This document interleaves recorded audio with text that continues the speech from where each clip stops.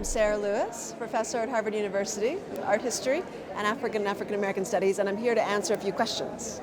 So,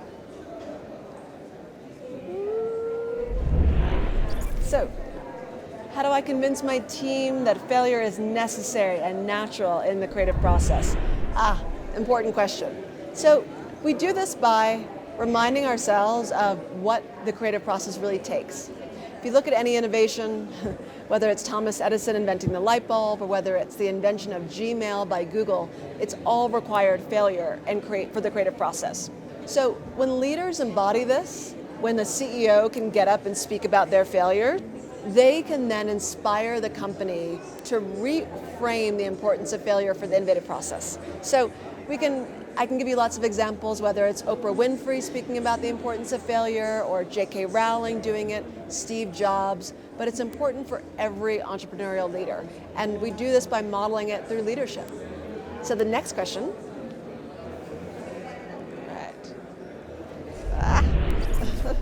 3 tips to encourage disruptive innovation in my team without anxiety and frustration.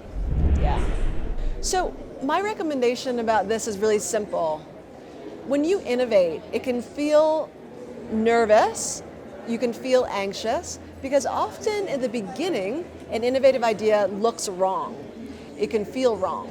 So the main way to get around this, they want 3 tips. My main tip is to create a safe haven for yourself, and a safe haven that protects you from premature critique and from feedback that is coming to you before it needs to.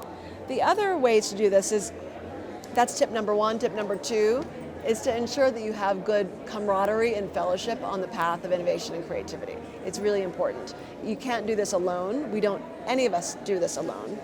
And the final way is to remember that disruption and failure in the creative process is actually just information. It's not a comment on who you are as an individual. So those are my 3 tips. Making sure that we are honoring the creative process through safe havens, finding companionship on the path, and then finally ensuring that we are seeing failure as information. Okay, next one. Is it recommendable to implement restrictions in an innovative process? Oh, that's a good question. So lots of innovations come about not because we have freedom, but because we have limits.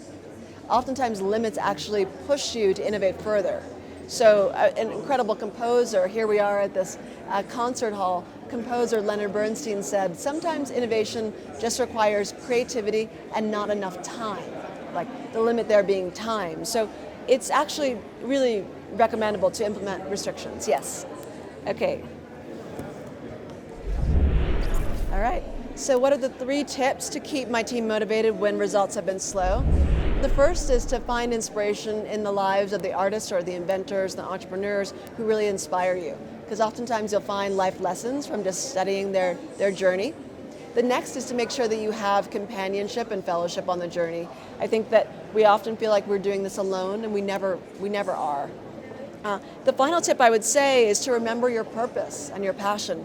Why did you get involved with whatever creative pursuit you're in the first place? That lodestar, that North Star, should always guide you. So those would be my 3 things. Yeah. Thank you.